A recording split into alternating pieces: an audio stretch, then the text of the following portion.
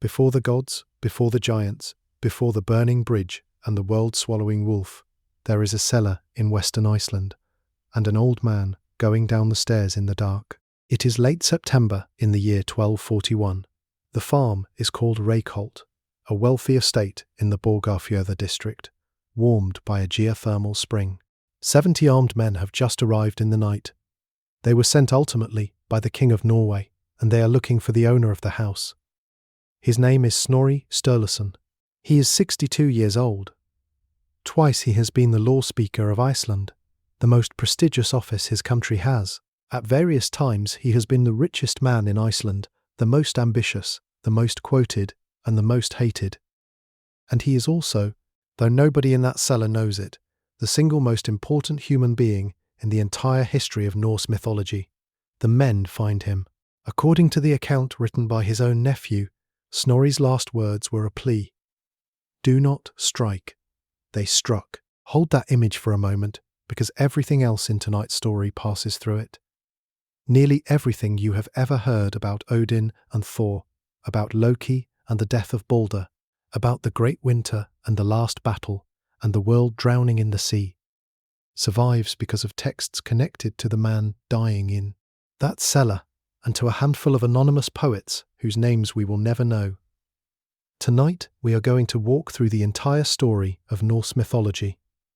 The making of the world from a murdered body, a tree that holds everything, gods as they were actually worshipped, which is not quite the same as the gods of the stories, compromises and broken oaths that doomed them, a shining god's death, a long killing winter, an ending, and the strange green morning after the ending.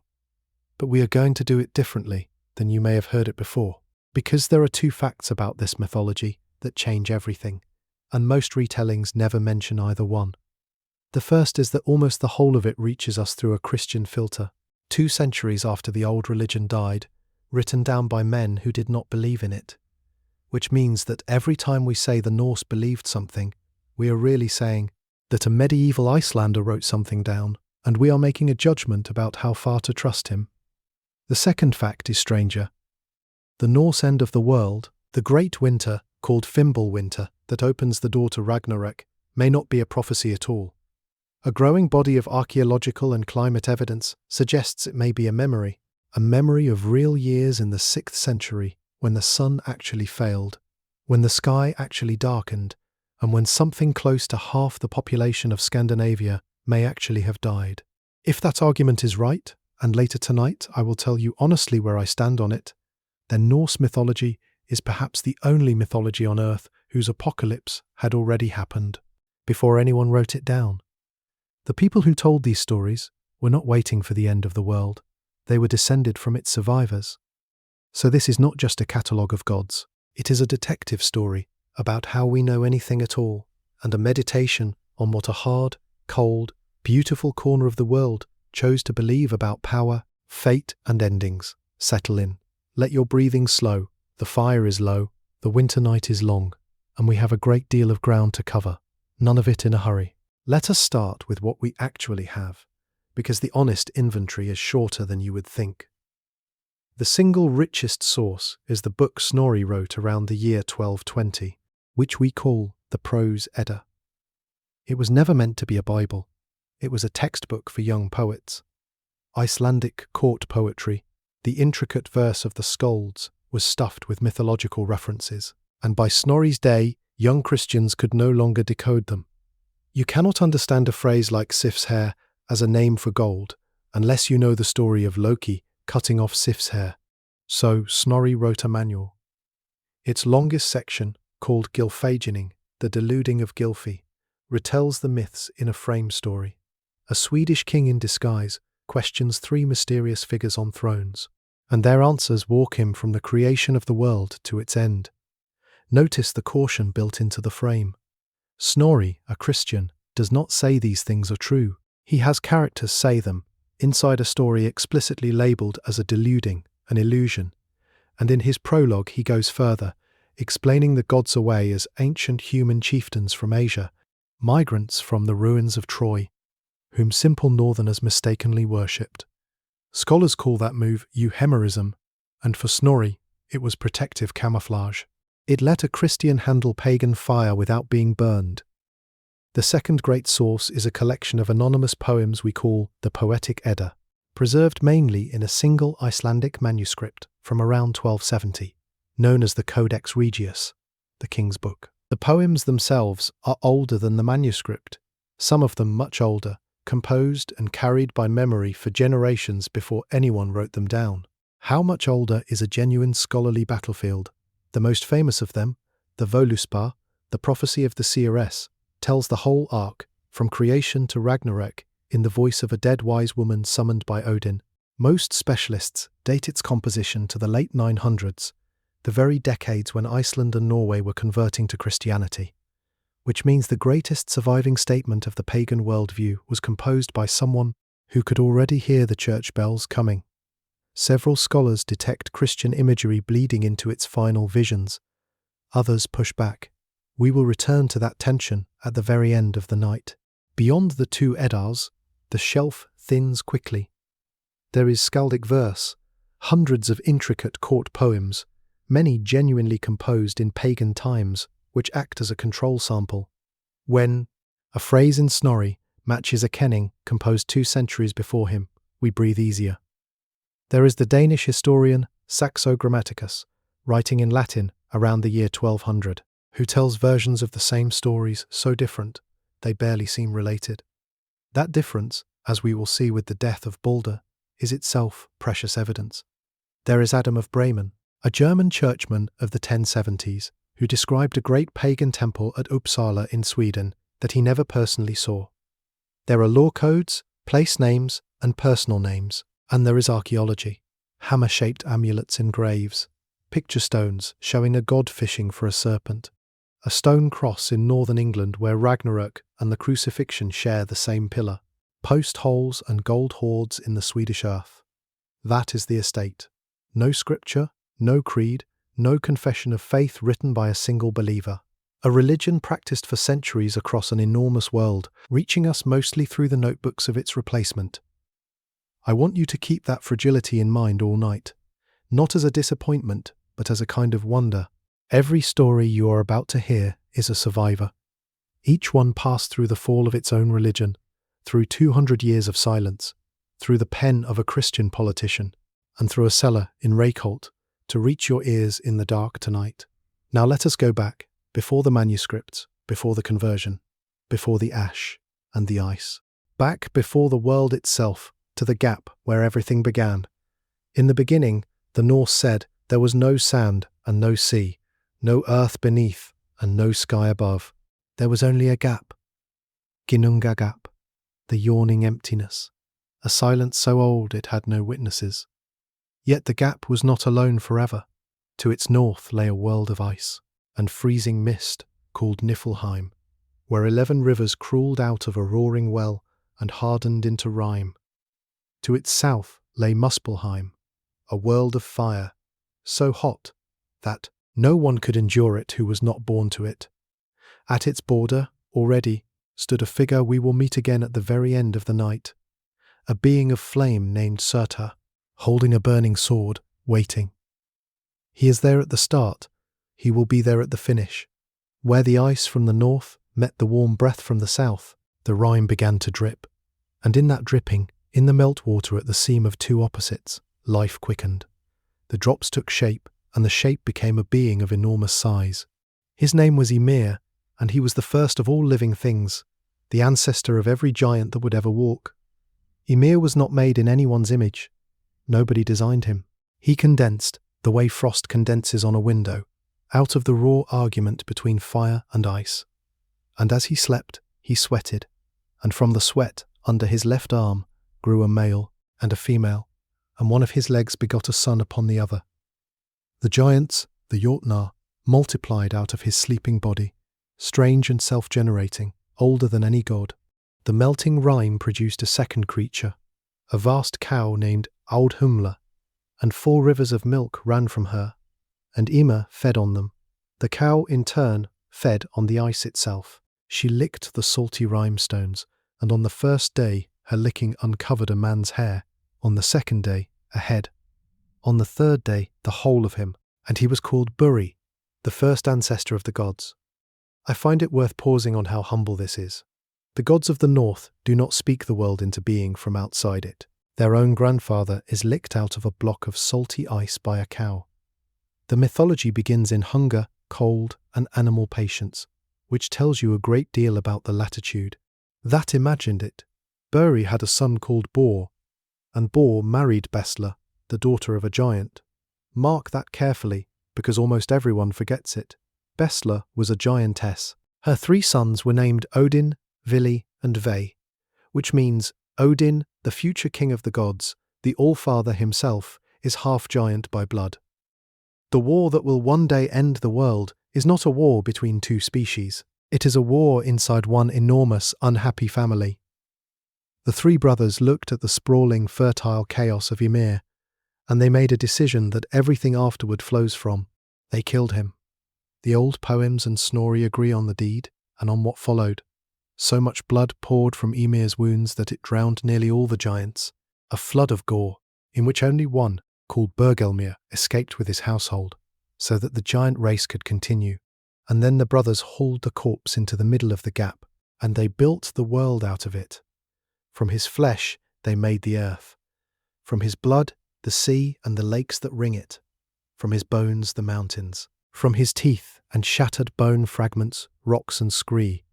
His skull they raised up as the dome of the sky, and they set a dwarf under each of its 4 corners. And the dwarfs are named North, South, East, and West. His brains they threw into the air, and those are the clouds. From his eyelashes, or in some tellings his eyebrows, they built a fence around the middle of the world, a fortification against the giants outside, and the enclosed land they called Midgard, the middle yard. Your world, the one you are lying in right now. Take a breath and consider what this cosmology is actually saying. The ground under your bed is the flesh of a murdered being. The sea is his opened veins. The sky you look up at is the inside of a skull. The Norse world is not a garden that fell. It is a crime scene that was landscaped. Scholars of comparative religion note that this is an extremely old story, older than the Norse themselves. In ancient India, the first mortal is called Yama. In ancient Iran, Yima. Both names, like Yimas, appear to descend from a prehistoric word meaning twin, and in the reconstructed mother mythology of the Indo-European peoples, a primordial being is sacrificed, and the world assembled from the parts. I want to label that claim honestly. It rests on linguistic reconstruction, not on any surviving text, and specialists still argue over the details. But if it is right, the story of a world built from a body was already thousands of years old when the first northerner told it in the dark. The brothers were not finished. Walking on the new shore, they found 2 logs of driftwood, and they raised them up and made people of them. One brother gave them breath and life. The second gave them consciousness and movement. The third gave them faces, speech, hearing, and sight. The man they named Ask, the ash tree. The woman, Embla, perhaps the elm. All human beings descend from 2 pieces of wood the tide brought in, warmed into life by 3 passing gods. There is a tenderness in that image that the mythology rarely allows itself. Humans are salvage. We are what the gods made on a beach, out of what the sea no longer wanted, and they gave us everything they had to give, breath, and mind, and blood warmth. Which is why, in the Norse imagination, we are worth fighting for, at the end. The brothers ordered time as well. They took sparks and embers drifting out of Muspelheim, and set them in the skull of the sky as stars, fixing courses for them. A woman named Sol drives the chariot of the sun, and her brother Mani drives the moon, and they do not travel leisurely. They gallop because they are hunted. 2 wolves run behind them, Skirl chasing the sun, and Hati chasing the moon. And one day, everyone agreed, the wolves will catch them. Notice how even the daylight is provisional here. The sun is not enthroned. She is pursued. Every sunset carries a faint rehearsal of the ending, and every dawn is a narrow escape. Later tonight, when we reach the real 6th century sky over Scandinavia, dim and rayless for month after month, you may hear this image differently than you do now. One more thing before we leave the creation, and it may be the most important sentence in this whole first hour.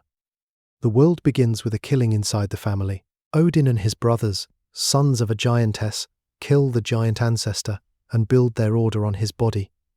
The old scholars noticed a pattern here, a rhythm of 3 great killings. The first is Ymir at the start. The second, as we will see, is Balder, the beloved son, at the mythology's midpoint. The third is everyone, at Ragnarök. Nothing in the Norse cosmos is ever built on neutral ground. The debt is in the foundations. The gods know it, the giants remember it, and the whole long story we are telling tonight is, in one sense, simply the interest coming due, slowly, over ages, at the pace of a glacier. But before the debt is called in, there is a long golden age to live through, and a tree to hold it all together. Let us go to the tree.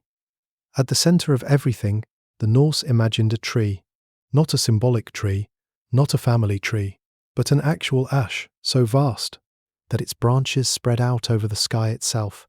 They called it Yggdrasil, and everything that exists is arranged in it, around it, and under it. Gods, giants, humans, the dead. When the tree trembles, everything trembles. Its name is worth slowing down for, because it is one of the darkest jokes in the whole tradition. Ygga, the terrible one, is a name of Odin. Gräslund is a poetic word for a horse. Yggdrasil means something like the horse of the terrible one.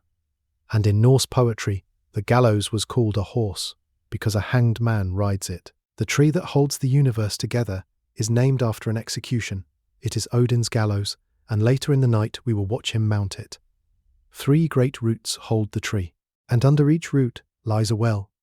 Under one is the well of Erd, where the gods ride out across the burning rainbow bridge, Bifrost, to hold their court each day. Under another is the well of Mimir, where wisdom itself lies dissolved in the water, and where Odin left something he can never take back. Under the third, in the freezing dark of Niflheim, is the roaring well, Hvergelmir, the source of the ancient rivers, and beside it, a dragon.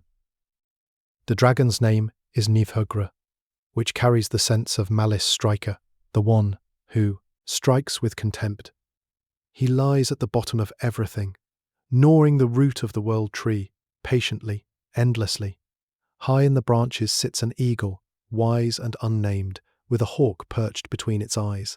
And running up and down the trunk between them goes a squirrel called Ratatoska, who carries insults from the dragon to the eagle and back again, forever. I love that detail more than almost anything else in the cosmology. At the axis of the universe, the Norse did not place harmony. They placed a messenger service for spite. The world tree is alive, and it is suffering. 4 stags strip its new leaves. Rot eats its side. Serpents beyond counting chew its roots. One of the old poems says plainly that the ash suffers agonies more than men know. The structure that holds everything together is being eaten by the things it holds. If you wanted a single image for how this culture understood existence, that is the image. Around and within the tree hang the worlds. Modern books will tell you confidently that there are 9 of them, and will hand you a tidy diagram with Asgard at the top and the fiery and icy worlds at the bottom. Everything labelled like a subway map.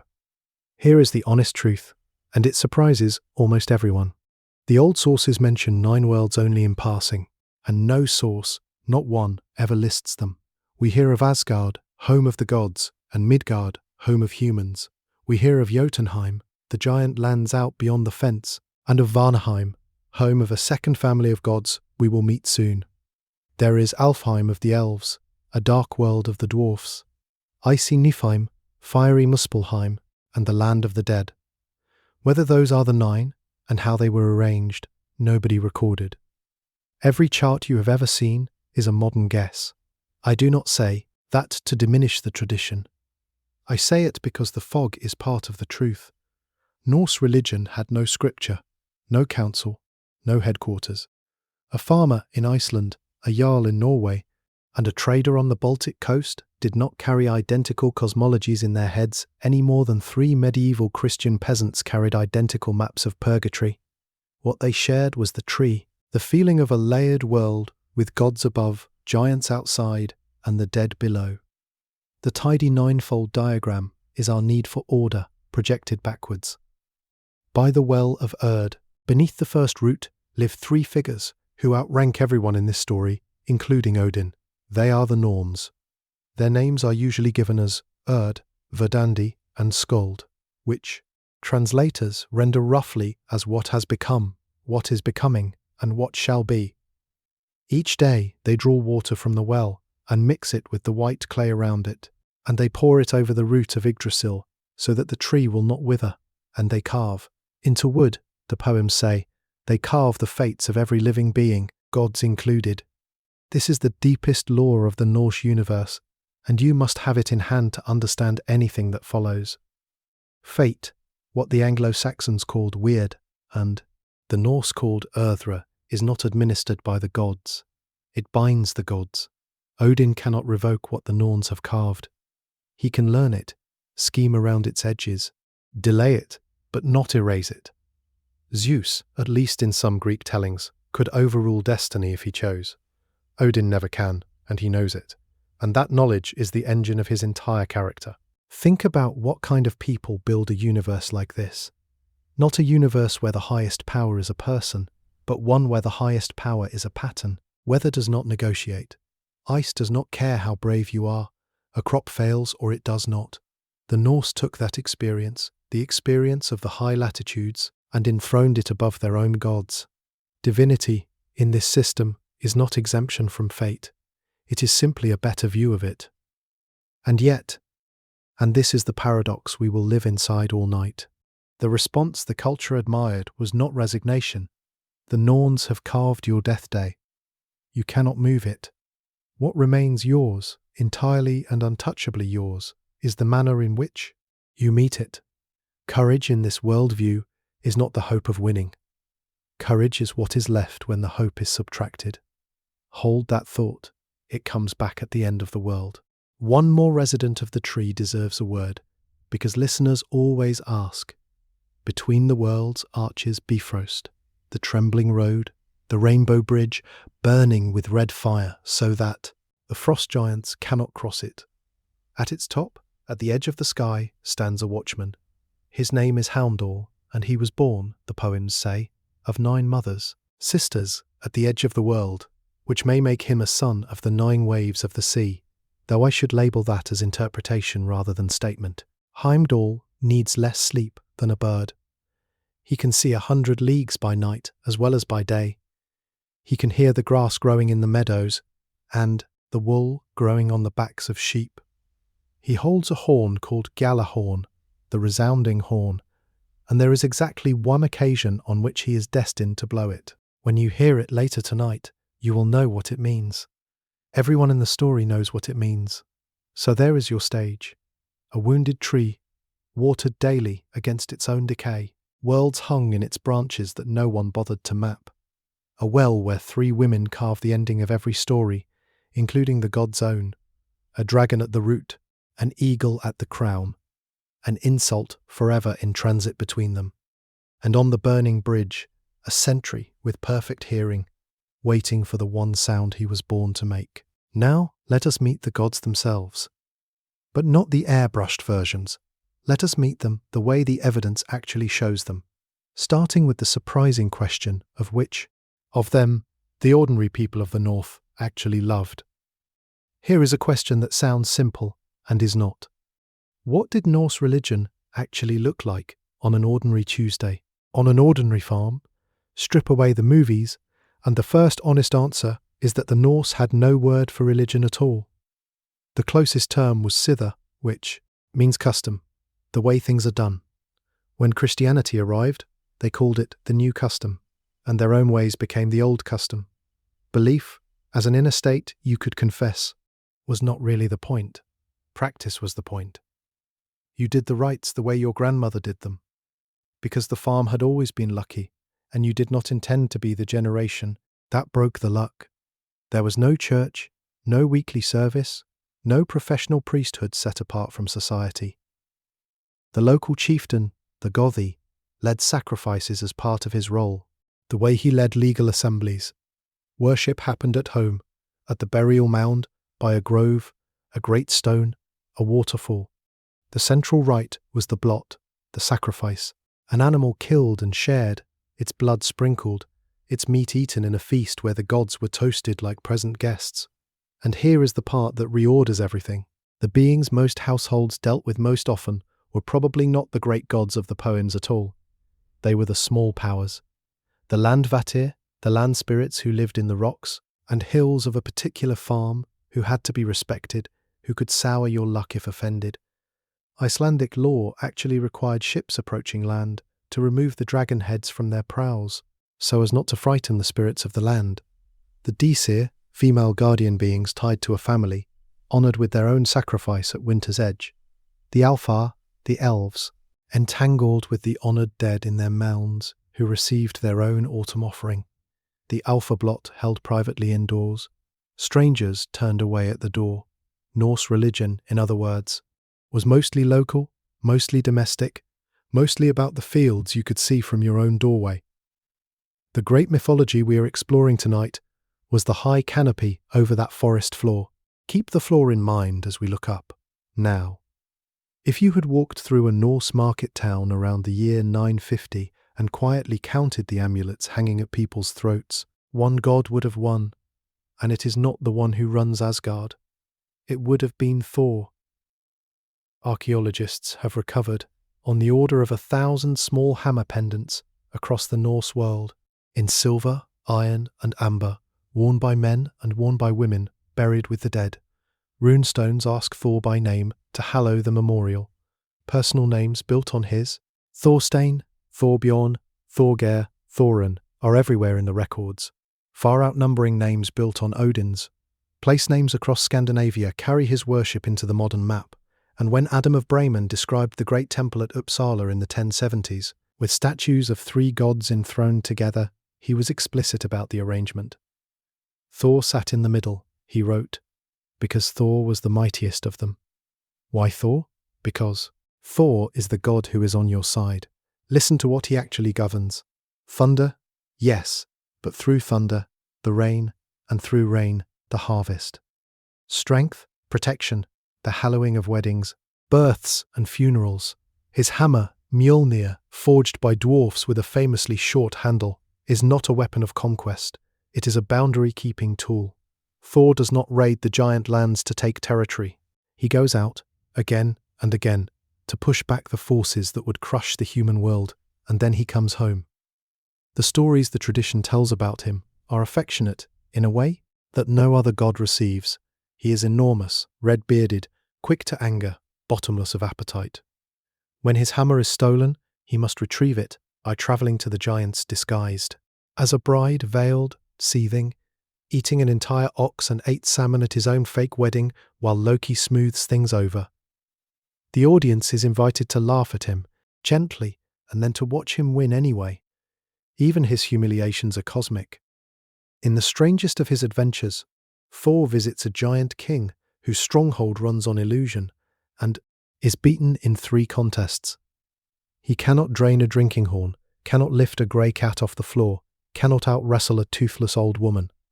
Then the deceits are revealed. The horn's far end stood in the ocean, and his drinking pulled the sea down, creating the tides. The cat was the world serpent itself, and he lifted it. The old woman was old age, which no one has ever thrown, and he fought her to one knee. Thor loses only when the contest is rigged by reality itself. That is why the farmers loved him. He is strength that shows up, honestly, against opponents that cannot honestly be beaten. And there was, in one famous case, a fishing trip. Thor rowed out with the giant Ymir, further than any boat should go, baited a colossal hook with an ox head, and hooked the world serpent, Jörmungandr, the monster that lies coiled around the whole earth with its tail in its mouth.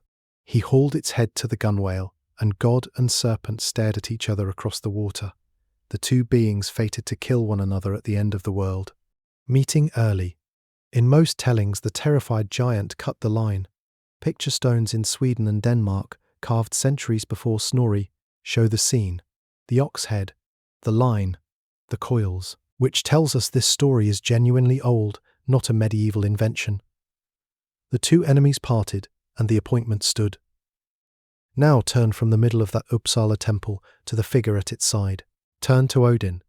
And let me warn you honestly, the Odin of the sources is a far stranger and more frightening being than the wise grandfather of modern retellings. Start with his name. Odin is built on the word Other, which means frenzy, fury, inspired madness. The surge a poet feels and a berserker feels. Odin is the master of that surge. He is the god of war, but not of the battle line, not of the shield wall where ordinary men stand. He is the god of what breaks battle lines, of ecstasy, poetry, prophecy, kingship, the gallows, and the dead. His household inventory reads like a catalogue of anxieties. 2 ravens, Hugin and Munin, thought and memory, or perhaps thought and mind, fly out over the world each day and return to whisper what they saw. And in one poem, Odin confesses something remarkable.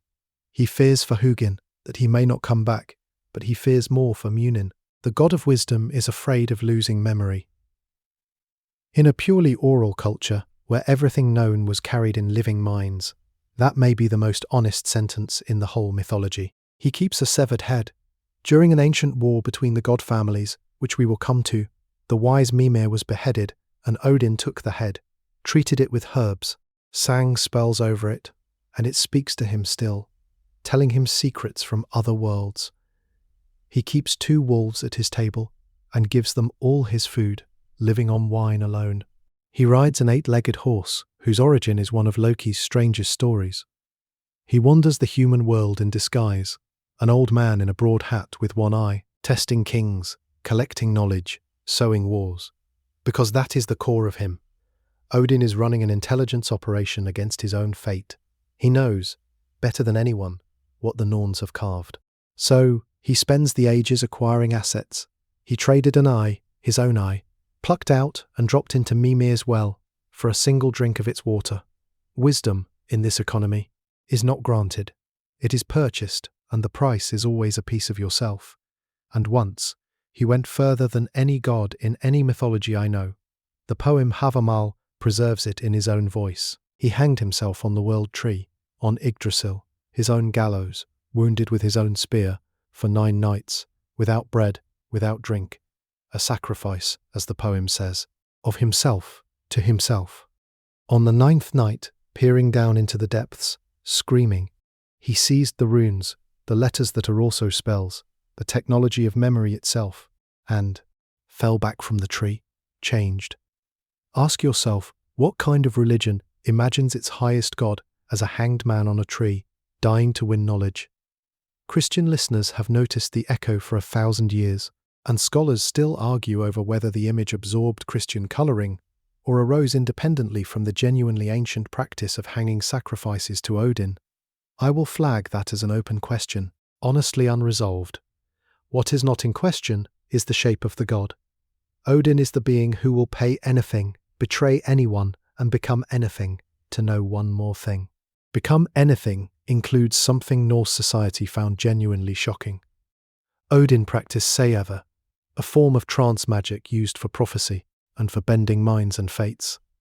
Seither was women's work. Its practitioners were the Völar, the staff-bearing seeresses, women of real historical standing whose iron staffs archaeologists have found in richly furnished graves. For a man to perform it was ergi, unmanly, one of the gravest insults the language possessed, an accusation men killed over. In one poem, Loki says it to Odin's face, in public, that he beat the drum and worked the charms like a witchwoman in the manner of the seeresses. Odin does not deny it. The archaeologist Neil Price, whose study of Norse magic remains the standard work, treats this seriously rather than as scandal. Odin crosses every boundary, gender included, because crossing boundaries is precisely his function. The frontier between male and female, living and dead, honour and shame is exactly where his kind of power lives. Ordinary men could not follow him there and remain men in their society's eyes. That is part of why ordinary men wore Thor's hammer, and kings, poets, and the desperate called on Odin. Adam of Bremen recorded one more thing about Uppsala, and I will let it stand as the last word on how this god was honoured. Every 9 years, he was told, a great festival was held there, and 9 males of every kind of creature were sacrificed. Their bodies hung in the sacred grove beside the temple, dogs and horses hanging among men. Adam was a hostile witness, writing polemic from hearsay, and his details deserve suspicion. Some may echo the biblical description of Solomon's temple. But, in 2013, ground-penetrating radar at Old Uppsala revealed something no medieval monk invented. Rows of colossal wooden post foundations, one line running for roughly a kilometre, hundreds of posts, raised in the era before the Viking Age. Something monumental happened on that plain. The grove is gone, the posts are gone, and the earth remembers where they stood. That is the pair at the heart of the pantheon. The people's protector in the middle of the temple, and beside him the one-eyed god of the hanged, whom you honoured carefully, the way you honour a fire in a wooden house. Now let us widen the circle to the goddess who takes half the dead, the god who gave away his sword, and the one member of the family that nobody anywhere ever prayed to. If Odin is the mythology's spymaster, Freyja is its scandal and its sovereign, and she has been shrunk by modern retellings more than any other figure in the north. The medieval sources call her the most glorious of the goddesses. She rules love, beauty, and desire, yes, but attend to the rest of the portfolio. She is the great teacher of Sayatha, the trance magic. It was Freyja, Snorri says, who first brought that art to the gods. The magic that Odin was mocked for practicing, he learned, ultimately, from her. She rides to war in a chariot drawn by cats, wears a falcon feather cloak that turns the wearer into a bird, and owns Brisingamen, a necklace of legendary fire, whose price, in the later hostile sources, was a night with each of the 4 dwarfs. Who forged it? Her husband is a mystery even the sources shrug at. His name is Other, a name almost identical to Odin's own root, and he is gone, wandering, always elsewhere. Freyja weeps for him, and her tears fall as gold, which is why the poets call gold Freyja's weeping. A goddess of love, whose own love is permanently missing, whose grief is literally treasure. The Norse imagination rarely made anything simple. But here is the fact about Freyja that most retellings bury, and I think it is one of the most revealing lines in the whole tradition. The poem Grímnismál says plainly that when the slain fall in battle, Freyja chooses half of them, half, every day. The other half go to Odin. One later saga even has a world-weary woman announce that she will taste no food until she dines with Freyja, as naturally as a warrior speaks of Odin's hall. Sit with that. The famous Valhalla, the Hall of the Slain, that dominates every documentary and every video game, receives, by the tradition's own arithmetic, only half of the chosen dead. The other half belong to a goddess in a place called Folkvanga, the field of the host, about which the sources tell us almost nothing more. Nobody wrote down why she chooses, or whom, or what her hall of many seats is like inside, an entire second afterlife, held by a woman, reduced to a stanza. When people tell you we know Norse mythology, remember Folkvanga, the half of heaven that history forgot to describe. And these 2 halls, Odin's and Freyja's, are not even the whole map of the dead. This is another thing the modern retellings flatten. There was no single Norse afterlife, no one destination sorted by virtue. There were many, overlapping, contradictory, held loosely in the way an oral culture holds everything. Most people, by far, went to hell.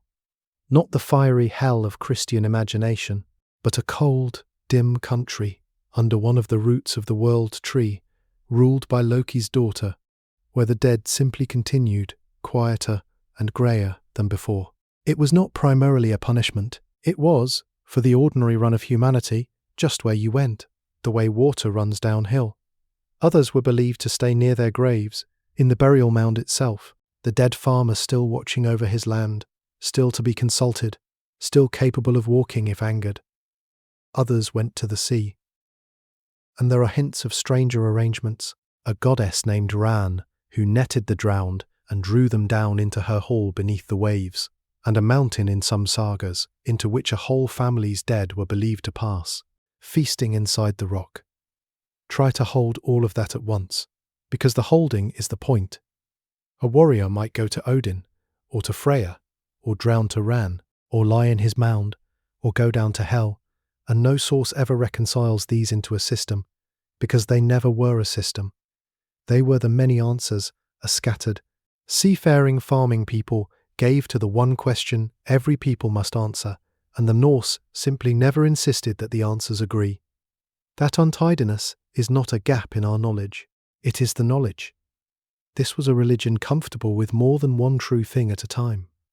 Freya does not stand alone. She belongs to a distinct circle within the divine family, alongside her twin brother Freya and their father Njordr. Njordr is the god of the sea's wealth, of ships, harbours, and the luck of fishermen. His marriage is one of the tradition's quiet tragedies, and one of its best jokes. The giantess Skadi, come to Asgard armed and demanding compensation for her father's death, was granted a husband. But she had to choose by looking only at the god's feet. She picked the most beautiful feet, certain they were Baldur's. They were Njordr's, scrubbed smooth by the sea. The marriage failed on geography. 9 nights in her mountains, where the wolves howled, then 9 by his shore, where the gulls screamed, and each found the other's home unbearable. They parted. Even gods, the story admits, cannot love a landscape they were not made for. Freyr, the brother, is abundance itself. Sunshine and rain, the fertility of fields and of marriages.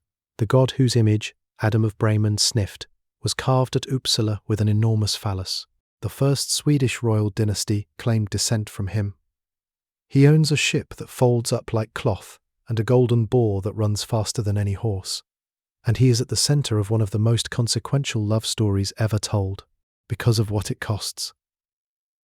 From Odin's high seat, where he had no right to sit, Freyr looked out over all the worlds and saw, in the giant lands, a woman named Gerd, so beautiful that light rose from her arms and brightened the sky and sea.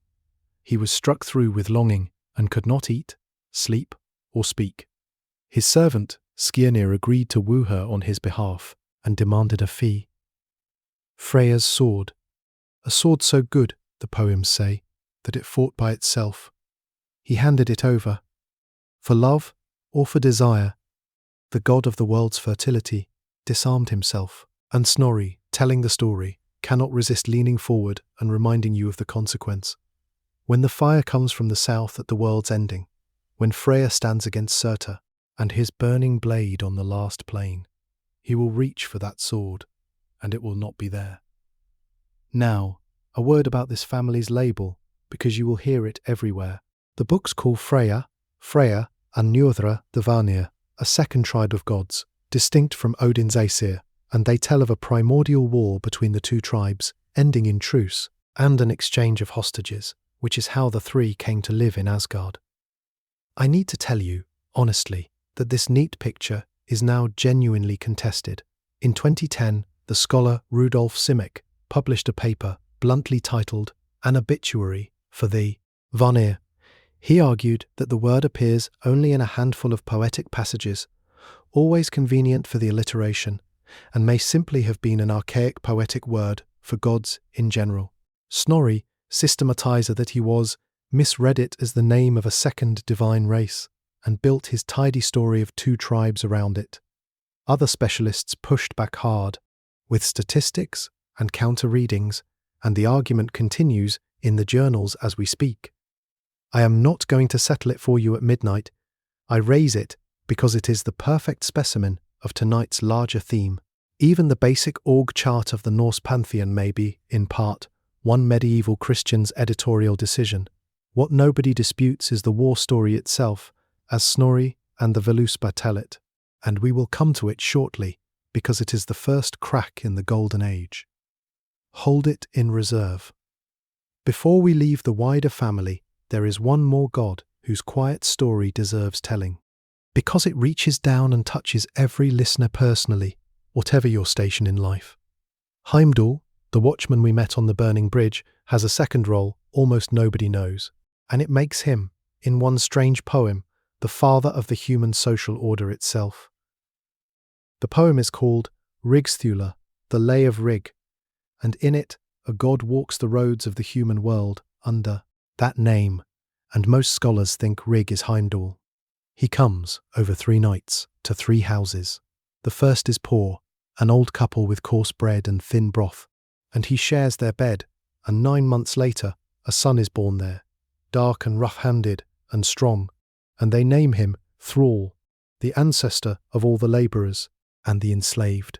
The second house is comfortable, a working farm, a couple busy and well-kept, and again the god stays, and again a son is born, ruddy and capable, and they name him Karl, the ancestor of the free farmers, the great middle of Norse society, the people who worked the land and, when called, sailed to raid it elsewhere.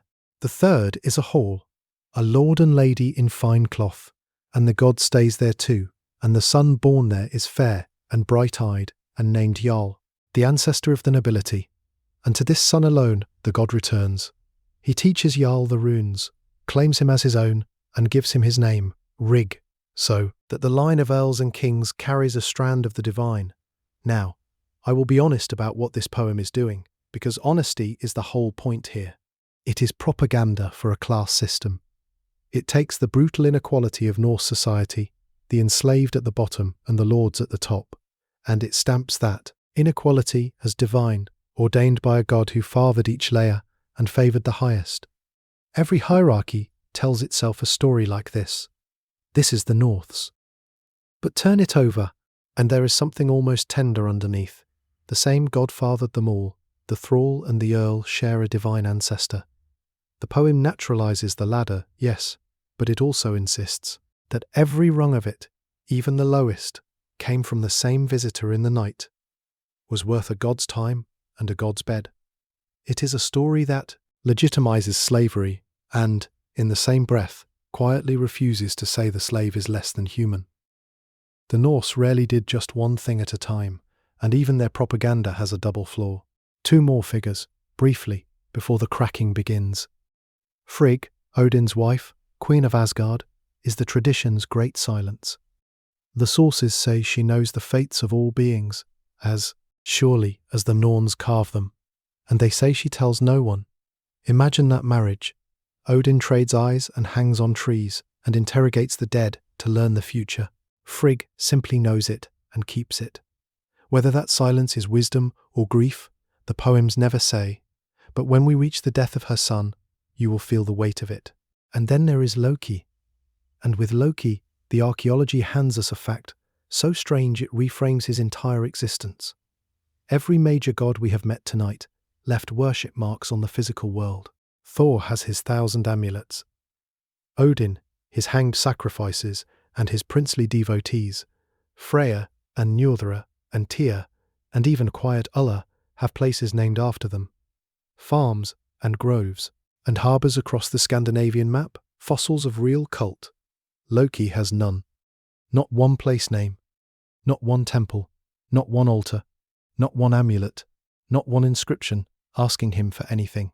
As far as evidence can show, in the entire Norse world, nobody ever prayed to Loki, and yet no god appears in more stories.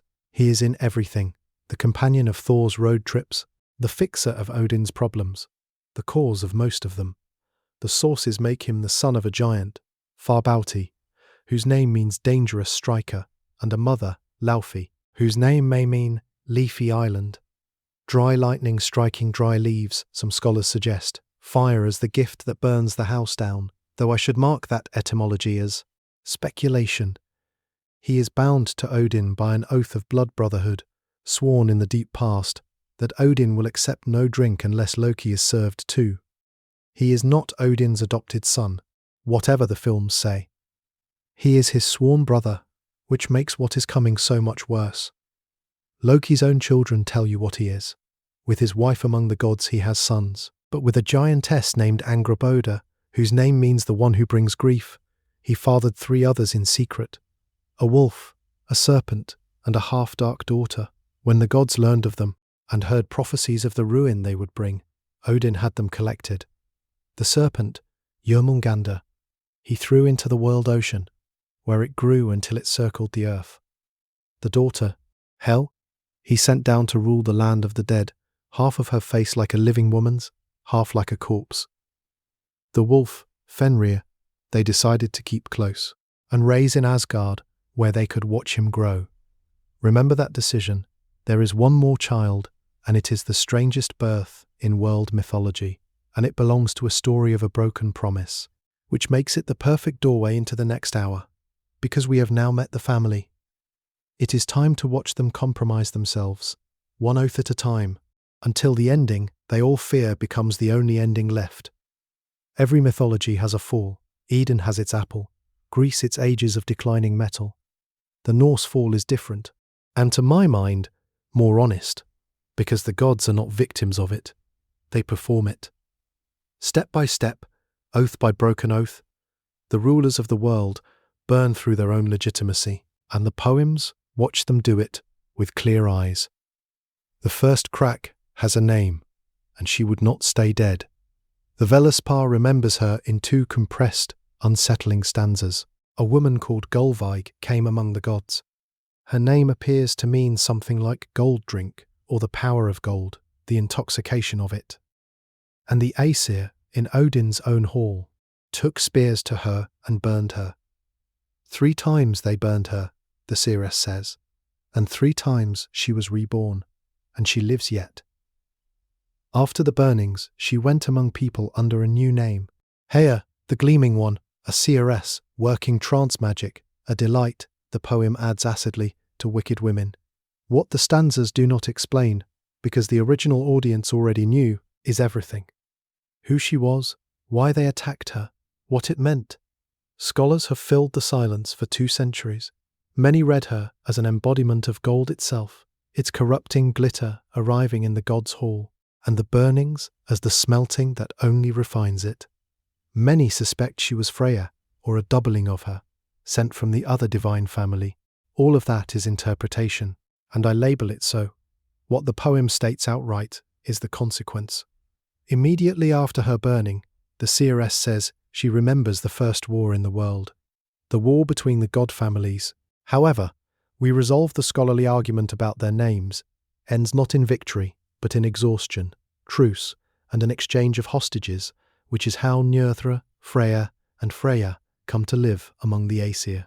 And in the exchange, the Aesir send 2 of their own the other way, including wise Mimir, whom the other side eventually beheads in a dispute, returning the head to Odin. Even the peace produces a severed head. From its very first conflict, this cosmos settles nothing. It only defers. Now watch the second compromise, because it is the one the seeress explicitly says broke the world's oaths. Early days, Asgard unfinished, its wall around it rubble after the war. A builder arrives, a lone craftsman with a stallion, and makes an offer. He will raise a wall no giant can breach in a year and a half. His price is the sun, the moon, and Freya as his wife. The gods should have laughed him out of the yard. Instead, on Loki's advice, they negotiated. 1 winter only, no help from any man. And if the work stands unfinished on summer's first day, he forfeits everything. The builder asked only to use his stallion. Svadilfari and Loki argued that a horse could not matter, and the gods swore oaths on the terms. The stallion mattered. It hauled stones by night that no team of oxen could move, and the wall rose with terrifying speed, and 3 days before summer, only the gateway remained. The gods convened in something close to panic, and their minds ran, as minds do, to blame. Who had advised the bargain? Loki.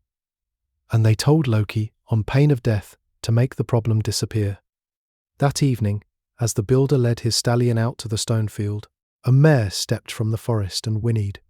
Svadilfari snapped his traces and ran, and the builder ran after him, and the horses ran all night, and the work stalled.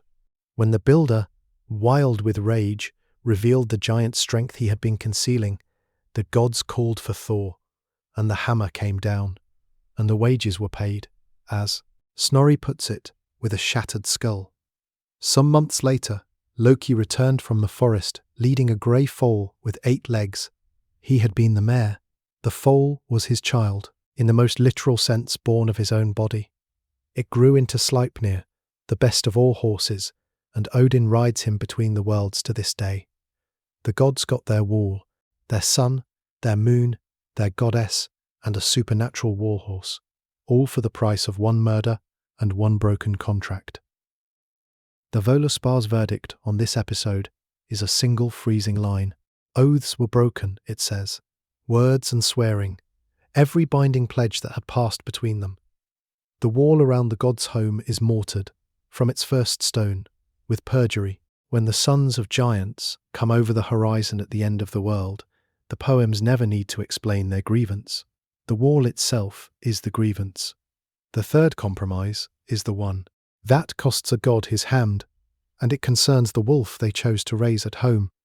Fenrir grew. That is the whole terror of it, told with wonderful economy. Every day, the wolf in Asgard's yard was larger than the day before, and the prophecies all agreed on what he would one day do. And of all the gods, only one still dared approach and feed him. Tyr. We have not properly met Tyr, and he deserves better than the sources give him, because the linguists tell us something astonishing about his name. It descends from the same ancient root as Zeus, and as the Jupiter element of the Romans, the old Indo-European word for the bright sky itself, the daylight god. Twisday still carries him, in English. Ages before our sources, Tyr, or his ancestor Tiwaz, may have stood at the head of the whole pantheon, the god of the sky, of law, of the sworn assembly. By the Viking Age, he has been demoted to a supporting role, eclipsed by Odin, and the mythology preserves exactly one great story about him. It is a story about what law costs. The gods resolved to bind Fenrir, openly as a game, a challenge to his strength. They brought a great iron fetter, and the wolf, confident, let them chain him, and burst it with one heave. They brought a second, twice as strong. He burst that too. Then they sent down to the dwarfs, the makers under the earth, who forged a third binding of an entirely different kind. It was called Gleipnir, and it was thin and soft as a silk ribbon, and it was made, the story says, of 6 things: the sound of a cat's footfall, the beard of a woman, the roots of a mountain, the sinews of a bear, the breath of a fish, the spittle of a bird. Which is why Snorri notes with a straight face, none of these things exist in the world anymore. They were all used up. You may read that recipe as whimsy. I read it as the sharpest definition of magic in northern literature. The unbreakable bond is woven from impossibilities, from everything that does not exist, and against non-existence, strength has no purchase. Fenrir looked at the ribbon and understood immediately. There was no glory in snapping a thread, and every likelihood of a trick. He would consent to be bound, he said, only if one of the gods laid a hand in his mouth as a pledge that the game was honest. The gods looked at one another. Here is the moment, the exact hinge. Everyone present knew the game was not honest. Whoever gave the pledge was donating a hand to a fraud. The silence stretched, and then Tyr, the old god of law, of oaths, of the sworn word, stepped forward and laid his right hand between the jaws. The ribbon held. The wolf heaved, and the ribbon tightened, and the more he fought, the harder it bit. And when he understood, he closed his jaws. The gods, Snorri says, all laughed then, except Tyr. They anchored the fetter to a slab of rock a mile deep, jammed a sword upright between the wolf's jaws to prop them open, and left him on his island to howl. From his running jaws pours a river whose name means expectation. He lies there now, in the story's present tense, bound in impossibility, waiting, and the river of his rage runs on. The great scholar of comparative religion, Georges Dumézil, saw exactly what this story is doing, and his reading has convinced me completely, so let me offer it as my own position too. Tyr's hand does not merely save the gods, it legalizes them. Without the pledge, the binding is pure fraud. With it, the fraud becomes a contract with a penalty clause, and when the gods default, the wolf collects the agreed compensation. The law survives. And the price of its survival is that the god of law is maimed, and, as Snorri adds with dry precision, is no longer counted a promoter of settlements among men. To keep a lawful world, the North is saying, someone must feed his hand to the consequences. and afterwards he can never again be called clean. I know of no ancient culture that stated the price of civilization more honestly. Set beside these compromises one more acquisition, because it completes the pattern. Poetry itself, in this mythology, is stolen goods. When the two god families sealed their old truce, they all spat into a vat, and from the mingled spittle they made a being called Kvasir, the wisest of all creatures, who wandered the world, answering every question. Two dwarfs murdered him, drained his blood, and blended it with honey into a mead that turns whoever drinks it into a poet or a scholar. Through a chain of further killings, the mead passed to a giant, Sutunga, who sealed it inside a mountain under the guardianship of his daughter, Gunnlóth. Odin went and got it. He took a false name, worked a summer as a farmhand, bored through the mountain wall, became a snake, slid through the hole, and then spent 3 nights with Gunnlóth, who was, remember, the guardian and lonely. She granted her lover 3 sips. In 3 sips he drained all 3 vats, became an eagle, and flew for Asgard with the giant, in eagle form burning behind him, so close at the wall that Odin sprayed the mead into the vats the gods had set out, though some spilled backwards in his panic, and that spillage, the tradition says, with a grin, is the share of bad poets. Every verse ever composed, this story insists, including the ones preserving the god's own memory, is the product of a murder, a theft, and a seduction that ended in abandonment. Gunnlóth is left weeping in a hollow mountain, and the poets drink. It is worth pausing on why poetry mattered so enormously that its origin needed a myth this dark. In a world with almost no books, the poet was the memory of the people. The skald, the court poet, held the deeds of kings, the shapes of the gods, the law of praise and blame. All of it locked in verse, so intricate it could not easily be altered or forgotten. The tightness of the form was the storage medium. A line that must alliterate just so, and scan just so, and land its rhyme just so, is a line that resists corruption, because change one word and the whole structure complains. And the poets wrote in riddles on purpose. A skald would not simply say gold. He would say Freya's weeping, or the fire of the sea, or Sif's hair. Each phrase a door into a whole story you were expected to know. These riddling phrases, the kennings, were the reason Snorri had to write his textbook at all, 2 centuries later, when the young Christians of Iceland could no longer open the doors. The poetry had become a locked house, full of gods, and Snorri sat down to cut the keys. Beside the poetry stood the runes, and here the myth and the archaeology shake hands.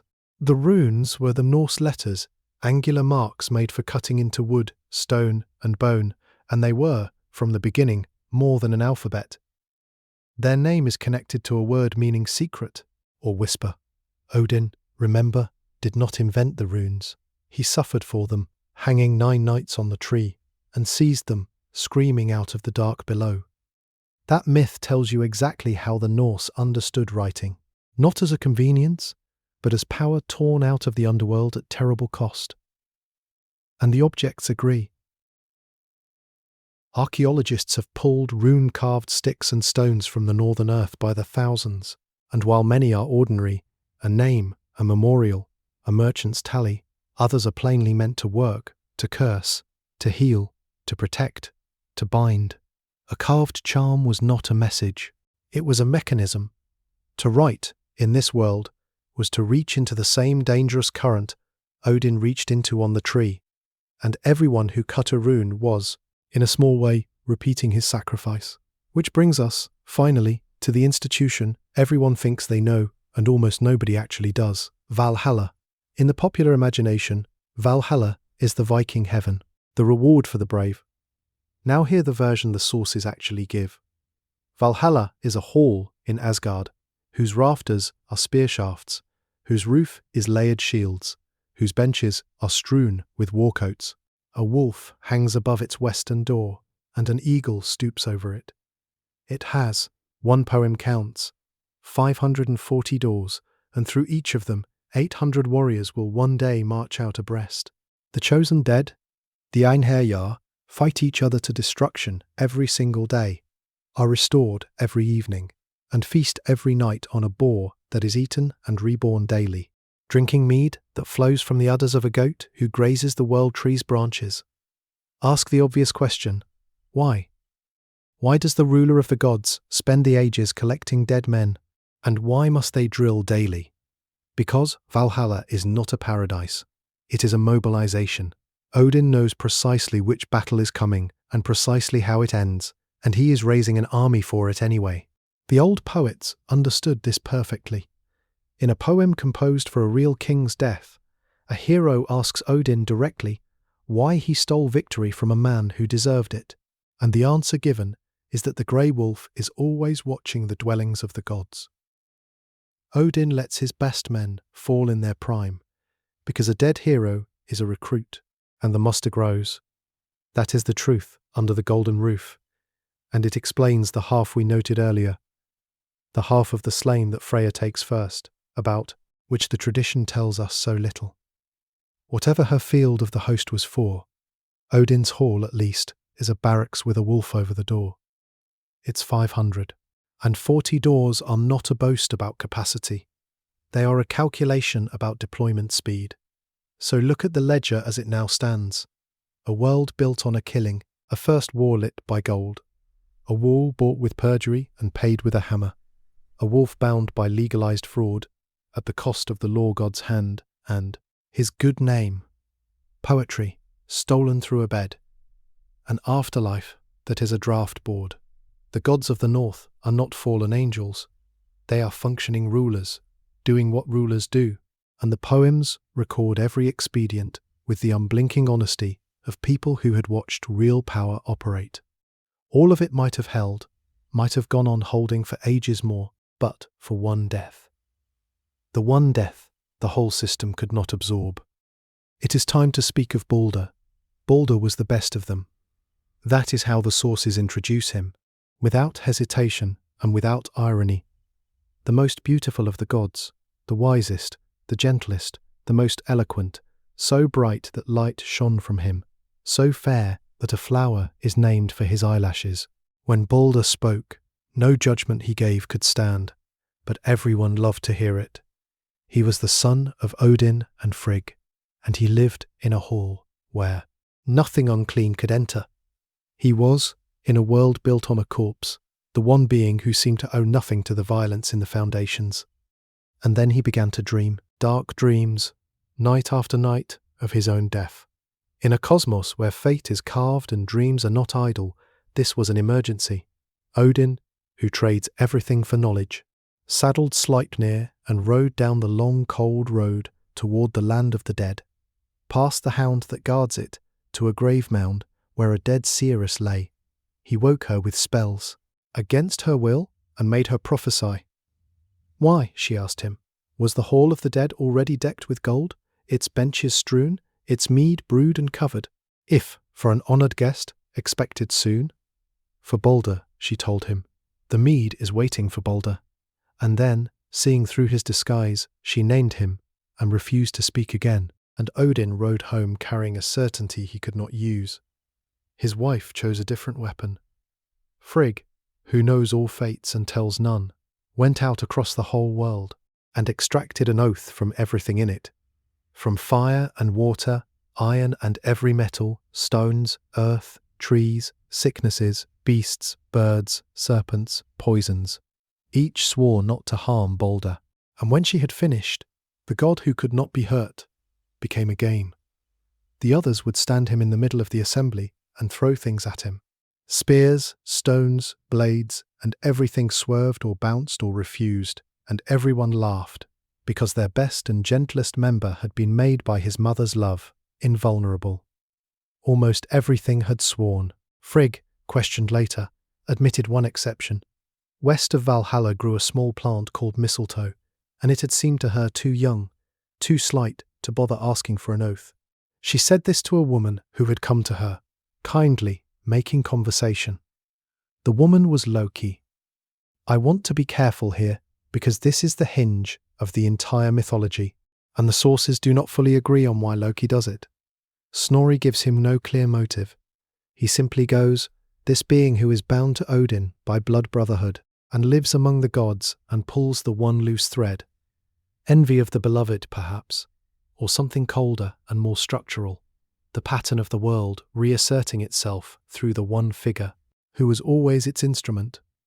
The poems do not say, they only show him going west, cutting the mistletoe and shaping it into a dart. At the assembly, the game went on, the missiles flying and failing, and at the edge of the crowd stood Balder's brother Hother, who threw nothing, because Hother was blind. Loki went to him. "Why do you not honour Balder like the others?" "Because I cannot see him," said Hother, "and I have nothing to throw." "Here," said Loki, and put the dart in his hand, and stood behind him and aimed him. The mistletoe flew, and it did not swerve. It passed through Balder, and he fell dead upon the ground. The sources say there was silence, and then a sound the gods had never made before, and could not stop. They could not speak for grief. They could not act for grief. And worst of all, by their own law, they could not take vengeance, because the killing had happened at the sanctuary of the assembly ground, where blood could not be shed. Their best was dead, their brother's hand had thrown it, their sworn kinsman had guided it, and their own sacred law held their hands. The whole machinery of order seized at once. Frigg spoke first, out of a mother's refusal. Someone must ride to the land of the dead, and offer Hel a ransom for her son's return. A god named Hermortha took Sleipnir and rode 9 nights down into the dark, and found Balder enthroned there, pale, honoured, already lord of that country, and begged Hel to release him. And Hel, Loki's own daughter, gave an answer that is pure northern law, cold and fair and impossible. "Let it be tested," she said, "whether Balder is as beloved as they claim. If every single thing in the world, living and dead, weeps for him, he may go home. If even one refuses, he stays." So the gods sent word to all the world to weep, and all the world wept.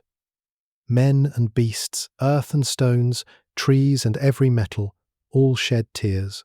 The way you have seen stones weep, the sources say, when they come out of the frost into warmth. The whole cosmos cried for the shining god, and it was very nearly enough. In a cave sat one old giantess, who gave her name as Thurk, which means thanks, and she would not weep. "Let Hel keep what she holds," the giantess said. Balder was nothing to me, and so, for one dry-eyed refusal in a cave, the best of the gods stayed dead, and the road home closed. Most in the tradition suspected, and I suspect too, that the old woman in the cave was Loki in one more disguise, making certain, though the text leaves it as suspicion, and I will leave it there as well. Now I need to show you why this story, more than any other, proves how carefully we must handle everything we have said tonight, because there is a second version, and it is almost unrecognizable. The Danish historian Saxo Grammaticus, writing in Latin around the year 1200, tells the death of Balder too. But in his telling, there is no shining innocent, no game of missiles, no mistletoe from a mother's oversight, no trickster's whispered dart. Saxo's Balderus is a demigod warlord, and his Hörþurus, the same name as blind Hörther, is not blind, and not a pawn, but a rival human hero. The two of them are at war, openly, over a woman and over a kingdom. Balderus is invulnerable, yes, but Hörþurus goes on a quest, wins a special weapon, and kills him fairly on the battlefield. In single combat, a warrior beating a warrior. 2 versions, same names, opposite characters. In one, Balder is a murdered saint, and Hörther a manipulated innocent. In the other, they are 2 hard men fighting for a crown, and Balder may be the villain. The scholar at the excellent Norse Mythology reference project puts the lesson better than I can, so let me borrow the shape of it. Imagine that only Saxo's version had survived. We would speak with total confidence of Balder the warlord, and we would never guess that another tradition remembered him as the gentle martyr of the gods. The one we happen to trust, Snorri's, is simply the one that happened to survive in the fuller, more famous book. That should make the hair on your neck stand up a little, in the good way. Every character we have met tonight, we have met in one surviving version out of who knows how many that once existed. The Balder you will carry out of this story the beautiful doomed one, is real, but he is a survivor of a lottery, and somewhere, in the lost tellings, there was another Balder entirely, with a sword in his hand. What both versions share is the only thing that finally matters for the shape of the world. Balder dies, and he is avenged, and his death changes everything. Odin, we are told, fathered a new son expressly to take the vengeance the law forbade the others, a child who grew to manhood in a single day and killed the blind Hother, closing one account and opening a wound that would never heal. Because with Balder in the ground and Hel's door shut behind him, the last restraint was gone. The brightest thing in creation had been extinguished by the family's own hand, and the family knew, now, exactly what that meant. The dreams had been true. The seeress in the grave had been right. Fate had begun to move from carving into event. And there was one more thing the gods had to do first. One more oath to break. One more act of vengeance to take, this time against the one who had engineered it all. They went looking for Loki before they bound him. Loki did one more thing, and it is the most human and the most vicious moment in the whole mythology. He told the truth, all of it, at a party. The poem is called Lokasenna, Loki's flighting, his quarrel, and it is set at a great feast in the hall of the sea giant Aegir, where the gods have gathered to drink. Loki was not welcome after Balder. He came anyway.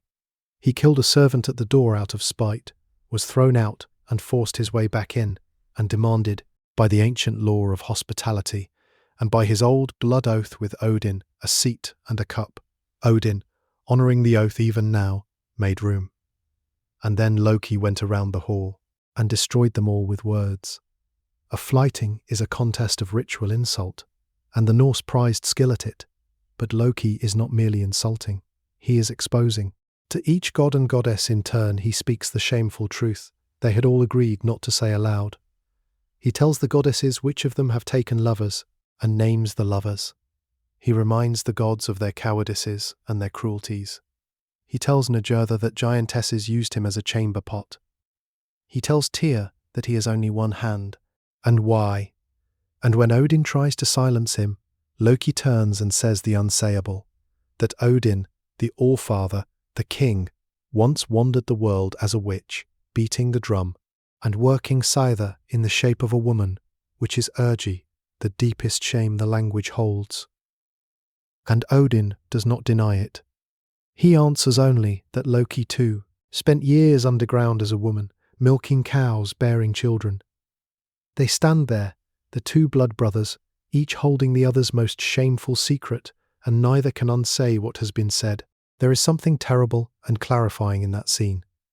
Loki is the trickster, the liar, the shapeshifter, and in this 1 hour he becomes the only honest being in the room, weaponizing honesty itself. He says what everyone knows and no one admits. The order of the gods, we understood already, was built on compromise and perjury. Loki simply reads the record aloud, at a party, until the hall cannot bear him. Only when Thor arrives, hammer raised, offering not argument but a broken skull, does Loki finally leave, with one last curse over the feast. He knows what is coming for him. He goes to hide.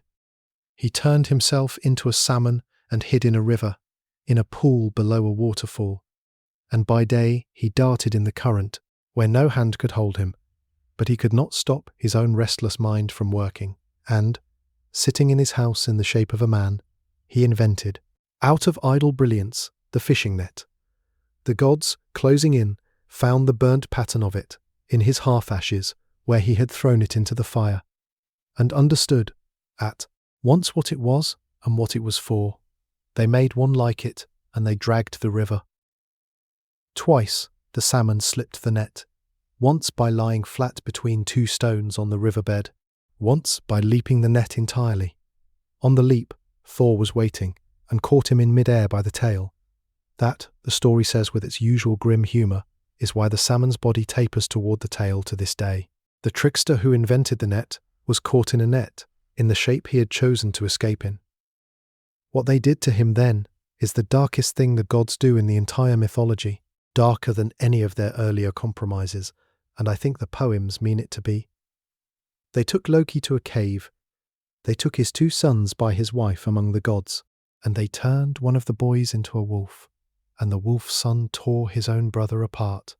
Then, with the entrails of the murdered son, they bound Loki across 3 sharp stones, and the bonds turned to iron, and a giantess, Skadi, the same one who had married the sea god by his feet, fixed a serpent above his face so that its venom would drip endlessly onto his eyes. The gods, having built their order on one killing after another, end this chapter by forcing a father to be bound in the guts of his own murdered child. If you have felt, tonight, any temptation to see the gods as simply the good side and the giants and monsters as simply the bad, this is the scene that should complicate it. There are no clean hands in Asgard. There never were. But the mythology does not leave Loki entirely alone in the dark, and the figure who stays with him is one of the most quietly extraordinary in all of it. Her name is Sigyn. She is Loki's wife, the mother of the 2 sons, one dead and one made a monster to kill him. She had every reason to walk away. Instead, she took a bowl, and she knelt beside her bound and hated husband, and she held the bowl up over his face to catch the dripping venom. She is still there, in the story's present tense. When the bowl fills, she must turn away to empty it, and in those moments, the poison falls on Loki's face, and he writhes so violently that the whole earth shakes. That, the Norse said, is what an earthquake is. It is the interval while Sigyn empties the bowl. Then she returns and lifts it again, and the shaking stops, and she waits for it to fill, and the world is quiet. And this is her existence until the end of all things. I find her almost unbearable, and I think she is one of the tradition's deepest images. Everything else in this mythology is grand. Gods trading eyes, wolves swallowing sons, wolves bought with murder. Sigyn is not grand. Sigyn is a woman holding a bowl over the face of a man the whole world hates, catching poison. One bowlful at a time, for no reward and no audience, and no hope of it ending well, simply because he is hers and someone should. There is more said about loyalty in that one small terrible image than in all the boasting of Valhalla. And when the earth shakes hard enough, when at last Sigyn's patience is not enough, that will be one of the signs. Loki will tear free of the stones, the wolf son bound with impossibility, the serpent circling the sea, the daughter ruling the dead, the father broken in the cave, all of Loki's line, made monstrous by the god's own fear, will be loosed at once. But that is still to come. First, something has to break the world open. Something has to end the golden age and begin the long slide into the dark. And, here, at the exact center of tonight's story, we have to step out of the myth entirely and go stand in a real field in Sweden, in a real year, under a real sky that had begun inexplicably to go dim. In the year 536, the sun went out.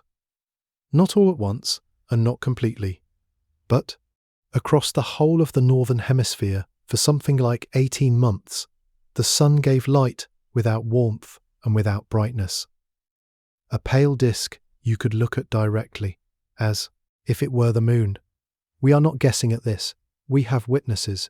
In the Mediterranean, the Byzantine official Procopius wrote that the sun gave its light without brightness, that whole year, like the moon, and that men were free neither from war nor pestilence nor any deadly thing. In Italy, the statesman Cassiodorus wrote in bewilderment of a sun that had lost its usual light and shone with a strange, weak, bluish cast of a winter without storms, a spring without mildness, a summer without heat. In Ireland, the annals recorded a failure of bread, year upon year. The whole civilized world, from Constantinople to Iceland's neighbours, looked up and saw the same wrong sky. And we do not have to rely on the witnesses alone, because the sky wrote its own record in wood and ice. Trees lay down a ring each year, thick in good years, thin in cruel ones. Across the northern hemisphere, the rings for the years around 536 and again around 540 are catastrophically thin, some of the worst in thousands of years. the signature of summers that never warmed. And deep in the glaciers of Greenland and the Alps, the annual layers of ice trapped the cause. Sulfate.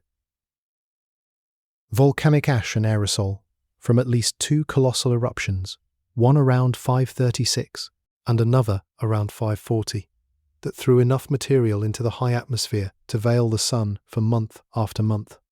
Some researchers now argue for a third. Historians of climate have started calling the era that followed the late antique Little Ice Age, and a number of them have called 536 flatly the worst year in recorded history to be alive. Now bring that sky north to Scandinavia and to a world that lived closer to the edge of survival than almost anywhere else the disaster touched. The archaeology of 6th century Scandinavia does not whisper, it screams. In southern Norway, a recent study of nearly 7,000 dated burials found that the number of graves after the mid-6th century collapses by more than 75% against the period before. Across the region, farms were abandoned wholesale.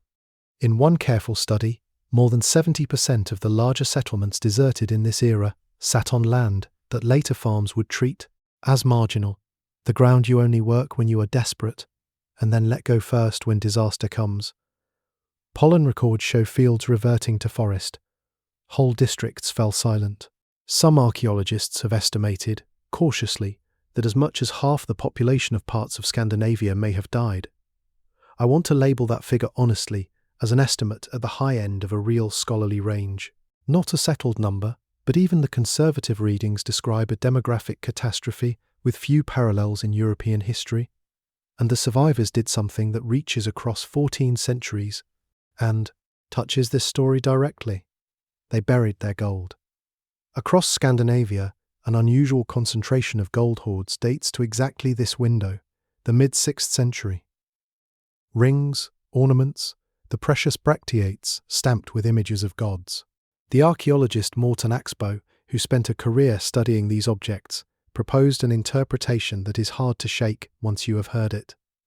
In a world where the sun was visibly dying, where summer would not come, where the crops failed year upon year, a people who believed the gods maintained the order of the world might reasonably conclude that the gods needed help, that the sun was being devoured, that the most precious thing they owned, their gold, should go into the earth as an offering, a desperate bribe to whatever powers might bring the light back. We cannot read the minds of people who left no writing, but the timing is not a coincidence anyone has been able to explain away. Now I have brought you to the heart of tonight's argument, and I am going to do the thing I promised at the beginning. I am going to stop hiding behind the scholars and tell you where I stand. In 2007, and then more fully in a 2012 paper with the archaeologist Neil Price, the Swedish scholar Bo Gräslund proposed that this catastrophe, this actual failure of the actual sun, is the origin of the Fimbulwinter. The Fimbulwinter, remember the name because we are about to hear it inside the myth, is the great winter that Norse tradition says comes before the end of the world. 3 winters follow one upon another with no summer between them. Snow drives from all directions. The sun does no good. The frost is merciless, and the wind. And in that killing cold, the sources say, brothers will slay brothers for survival, and all the bonds of kinship and law will break, and the world will begin to come apart. Read the myth, and then read Procopius, and then read the tree rings, and then stand in that emptied Norwegian valley among the abandoned farms, and tell me they are describing different things. Here is my position, offered as my own reading and not as proven fact, because on a matter like this certainty would be dishonest. I think Gräslund and Price are right. I think the Fimbulwinter is not a prophecy that the Norse invented out of imagination. I think it is a memory. I think that somewhere in the 6th century, the ancestors of the people, who would one day tell these stories, lived through years when the sun genuinely failed, and half their world genuinely died, and that the horror of it went so deep that it never came out. It became the shape of their fear. It sank below the level of history into the level of myth, and it waited there, and centuries later, When poets sang of how the world would end, the ending they reached for was the ending that had already happened. The great winter, the dying sun, the breaking of all bonds. They were not imagining the apocalypse. They were remembering it and moving it to the future, because that is what the deepest wounds do. They do not stay in the past. They become the thing you are always, forever, afraid is coming again. I will be fair to the doubters, because intellectual honesty is the whole point of this channel. Not every scholar accepts the connection. Some point out that a great winter before the end of the world is a natural enough thing for any northern people to imagine without needing a specific catastrophe to seed it. Some warn that we are pattern matching, seeing a face in the clouds. Those are reasonable cautions, and I hold my position knowing they exist. But when a culture's myth of the end of the world matches, point for point, a real climate catastrophe that hit that exact culture harder than almost anywhere on Earth, and when that culture buried its gold to the sky gods in the very decades it happened, I do not think the resemblance is an accident. I think the sky remembered, and the poets remembered the sky. If I am right, then something profound follows, and it changes how you should hear the rest of tonight's story. The Norse are perhaps the only people whose apocalypse is in the past tense. Every other doomsday myth points forward, toward a fire, or a flood, or a judgment still to come. The Norse doomsday points forward too, in the poems. But underneath the poems, it points back, to a real dead sun over a real dying land. These were not a people waiting, fearfully, for the world to end. These were the descendants of the people it had already ended on once, and who had, against everything, survived it, and rebuilt, and gone on, which may be exactly why their myth of the ending is not, in the end, a myth of despair. Because they knew, in their oldest memory, that the sun can go out, and the world can die, and green can still come back. Hold that. Because now we go into the ending itself, into Ragnarök, and I want you to hear it, not as a fantasy of destruction, but as a people telling the truth about the worst thing that ever happened to them, and telling it somehow without flinching. First, the name, because almost everyone has it slightly wrong, and the error changes the mood of the whole thing. You have heard it called the twilight of the gods. It is a beautiful phrase, elegiac and soft, the gods fading gently into dusk. It is also, most likely, a mistake, and a fairly recent one. The Old Norse word is Ragnarök, the first part. Ragnar means of the powers of the ruling gods. The second part, in the form the oldest and best sources use, is Rök, and Rök means fate, destiny, the ordained outcome, the reckoning. Ragnarök is the fate of the powers, the doom of the gods, not a fading, but a verdict. There is a second, nearly identical word, Ragnaröka, and that one really does mean twilight of the gods, and it appears in a couple of places, probably as a deliberate poetic play on the first. But it was the 19th century composer, Richard Wagner, who seized the Twilight version, translated it into German as Götterdämmerung, and made it the title of the last of his great operas, and it is Wagner, more than any Norse poet, who taught a modern world to hear the ending of the North as a beautiful sunset. Strip his music away, and the older word is harder and colder. This is not the gods going gently. This is the bill arriving. Fate, carved long ago by 3 women at a well, finally read aloud. It begins, as we now know to expect, with a winter, the Fimbulwinter. 3 winters in a row, with no summer between them, snow from every direction, the sun giving no warmth, the frost and the wind without mercy. And in that cold, the first thing to die is not a god, it is the moral order. Brothers will kill brothers for food and for nothing, the seeress says. Fathers and sons will fall. It will be an axe age, a sword age, shields cloven, a wind age, a wolf age. Before the world goes down, the apocalypse does not start in the sky. It starts in the human heart, in what people do to each other when the harvest fails and the light will not come. If you heard the last chapter, you know why that detail is not fantasy. Then the bonds break. The wolves that have chased the sun and moon across the sky since the first morning finally catch them and swallow them, and the stars vanish from the heaven. The earth shakes, harder than Sigin's turning bowl has ever made it shake, and the shaking tears every fetter loose at once. Loki breaks free of his 3 stones. Fenrir, the wolf, bound by impossibility, at the cost of Tyr's hand, snaps Gleipnir and runs, his lower jaw against the ground and his upper against the sky, fire in his eyes and nostrils. In the sea, the world serpent Jörmungandr, Thor's old fishing quarry, thrashes toward land, driving the ocean over its banks in a flood, spitting venom across the water and the air, and upon that flood rides a ship. It is called Naglfar, and it is the most horrible object in the mythology, because it is built from the untrimmed fingernails, 2 nails of the dead.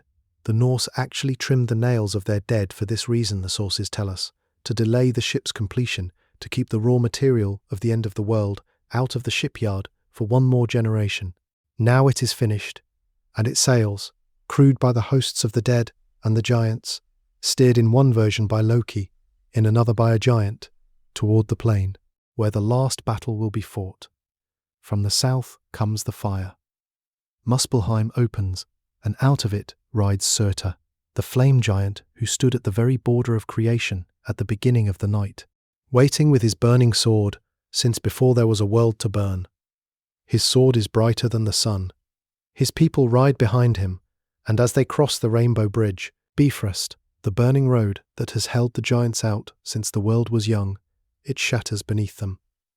The last defense of Asgard breaks like ice. And now, Heimdall, the watchman with the perfect hearing, born of 9 mothers at the edge of the world, does the one thing he was born to do. He raises the Gjallarhorn, the resounding horn, and he blows, and the blast goes out across all the worlds, and everything that lives hears it and knows what it means. The gods wake. Odin rides one last time to the well of Mimir to take one last counsel from the severed head, and the world tree itself groans and shudders down to its roots.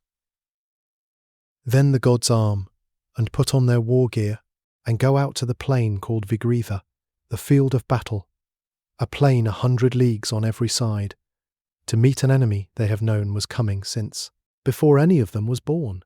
Everyone in the north knew how it ended. That is the astonishing thing. This is not a battle with suspense.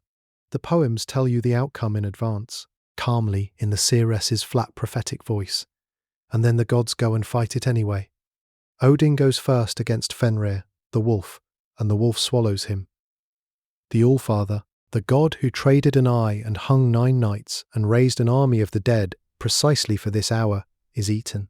His son, Vidar, the Silent One, avenges him at once, setting 1 foot on the wolf's lower jaw, a foot wherein a shoe made across all the ages, from every scrap of leather, every cobbler ever trimmed and discarded, tearing the wolf apart. But Odin is gone. Thor goes against the world serpent, his old enemy from the fishing boat, and this time neither one cuts the line. Thor kills it. He crushes the serpent's head with the hammer that has defended the human world through every story we have told tonight.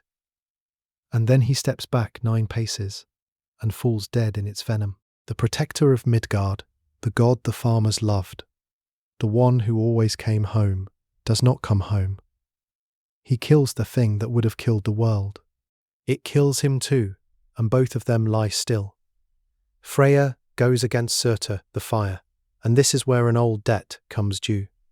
Remember the sword Freyja gave away for love of a giant's daughter, the blade that fought by itself, the one Snorri warned us he would want back? He wants it back now. It is not there. Freyja fights the flame giant with a stag's antler, they say, and he falls. The god of the harvest is cut down by fire because, long ago, he chose desire over his own weapon. Every compromise we watch them make comes back, on this plane, and collects. Tyr, the one-handed law god, falls fighting the hound of the dead. Loki and Heimdall, who have hated each other since Loki stole Freyja's necklace, find each other in the chaos, and kill one another, the trickster and the watchman going down together, which feels exactly right. And then Surtur flings his fire across the whole world. The flames take everything, the halls of the gods, the fields of men, the branches of the world tree, all of it, and the earth sinks burning into the sea. Steam rises where a universe used to be, and the seeress's voice, which has carried us through the whole of it, goes quiet. That is the ending. And here is what I want to say about it. And it is the second place tonight where I am going to stop reporting and start telling you what I actually think. The Norse built the only major mythology I know of in which the gods lose, not the gods win after a hard struggle. Not the gods are tested and vindicated. The gods die. Odin, eaten. Thor, poisoned. The whole shining order, extinguished by the wolf and the serpent and the fire. It had spent all of history trying to postpone. And the poets who told this were not nihilists. This was their religion. These were the powers they toasted at the feast and asked for a good harvest and a fair wind. And they looked those gods in the eye and said, "You will lose, and you will die, and we honor you anyway." Think about what that does to the meaning of courage. In most of the world's stories, you are brave because you might win, or because virtue will be rewarded here or hereafter. The Norse subtracted the reward. They subtracted the victory. They told a story in which the best possible beings, fighting the best possible fight, are destroyed, and they held it up, not as a warning, but as a model. Odin knows he will be eaten. He rides to the plain anyway. Thor knows the venom is coming. He crushes the serpent anyway. The Einherjar in Valhalla have been training for a battle their own leader has told them ends in annihilation, and they march out the 500. And 40 doors, 800 abreast, into certain death, grinning. The doom, remember, is self-inflicted. We spent an hour watching the gods earn it. Oath by broken oath. They built the wall with perjury, and the wolf came for the wall. They bound the wolf with fraud, and the wolf came for them. There is no external evil in Norse mythology that arrives from outside to destroy an innocent order. The order destroys itself, slowly, through its own compromises, and the monsters at the end are its own chickens, its own children, come home. And the genius of the thing, the reason I love it, is that the poets knew this and told it straight. They did not flatter their own gods. They did not pretend the powers were clean. They gave us rulers who did what rulers do, who cut the corners power always cuts, and who then went out and met the consequences with their heads up, because, meeting, it was the only thing left that was theirs to choose. That is not a myth about winning, it is a myth about how to lose. And, for a people who had already, in their oldest memory, watched the sun go out and half their world die, and who had rebuilt anyway, I cannot imagine a truer or a braver thing to believe. But I told you the seeress goes quiet after the fire. I did not tell you she stays quiet, because the Norse, having destroyed everything, did something that no summary of the destruction ever quite prepares you for. They let it come back. The seeress falls silent, and then she speaks once more, and her voice has changed. She sees, she says, the earth rising a second time out of the sea. Green, rising green from the water. Waterfalls pour again. An eagle flies over the mountains, hunting fish in the streams. And where the fields of the gods once stood, in the new grass, the surviving gods come walking and find lying in the meadow the golden game pieces they used to play with in the mornings of the world, before any of it went wrong. That image undoes me a little, every time. Not a throne recovered, not a victory monument. Old board game pieces, found in the grass, the small ordinary treasures of a vanished ordinary happiness, still there after the fire, waiting to be picked up by hands that survived. The Norse ending is total, but the Norse aftermath is domestic and green and unbearably gentle, because some of them do survive, not the great ones. Odin is gone and Thor. But 2 of Thor's sons live and inherit the hammer. 2 of Odin's sons live, and 2, who were already dead, come back. Balder, the bright one, murdered at the mythology's midpoint, walks up out of the land of the dead into the new green world, and with him comes his blind brother, Hother, who killed him. The 2 of them reconciled at last, the wound of the whole middle of the story, finally quietly healed. The best of the gods returns. He just had to wait for the world to end first. And the humans. 2 of them, a woman and a man named Leif, and Leifthrasil, whose names mean something like life, and the one who strives for life, sheltered through the fire and the flood inside the world tree itself, in a wood at the tree's heart, feeding on the morning dew. When it is over, they come out, and everyone alive after that is descended from them. Just as the whole human race began with 2 pieces of driftwood warmed on a beach, it begins again with 2 people hidden in a tree, waking to a washed and empty and living world. A new sun rises too. Before the wolf swallowed her, the old sun had borne a daughter, as bright as herself, and that daughter now runs the sky road her mother ran. The light comes back. Of course the light comes back. If you had lived through the memory buried under this whole mythology, the memory of the real dead sun over the real dying land, you would need more than anything to end the story with the sun coming back. And they did. I have to be honest with you about one shadow on this bright ending, because it is exactly the kind of thing this channel exists to be honest about. There is a real scholarly debate over how much of this green rebirth is genuinely ancient, and how much of it arrived with Christianity. Here is the problem. The Völuspá, our main source for the rebirth, was composed, most specialists think, in the late 900s, right at the moment of conversion, and its final visions have features that make some scholars deeply suspicious. The renewed world is not just green, in the fullest version.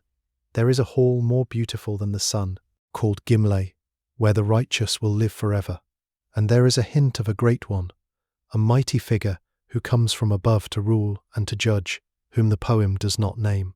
To a number of readers, that sounds less like the pagan north and more like the New Jerusalem of the Book of Revelation, less like Odin's world and more like the world of the missionaries, who were, at that very moment, arriving on Iceland's shores. The suspicion is that a pagan ending, which may have simply been the grass growing back, was retouched, late, with the colours of the incoming faith. A heaven and a judge grafted onto the older, wilder green. I want to give you both sides, fairly, because I do not think this one is settled. On the one hand, the timing is real, and the resemblances are real, and the poet plainly lived at the crossroads of 2 religions. On the other hand, the pattern of a world dies and is reborn, is older and wider than Christianity, and appears across many traditions that never heard of Revelation, and the core image of the green earth rising from the sea has nothing particularly Christian about it at all. My own reading, offered as a reading, is that the bones of the rebirth are genuinely old, the pattern of destruction and renewal that runs through the whole cosmology from Ymir onward, but that the specific furniture of the shining hall and the coming judge may well be late, may well carry the fingerprints of the new faith.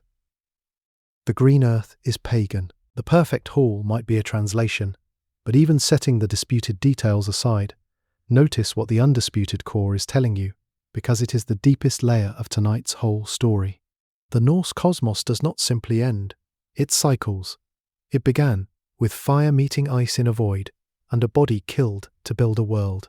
It ends with fire consuming that world and the world sinking into the sea, and then, out of the sea, green, it begins again. Destruction is not the opposite of creation in this system. It is a phase of it. The wheel turns, has turned before, will turn again. Even at the very bottom of the Völuspá's vision, as the new world dawns, the seeress catches one last glimpse.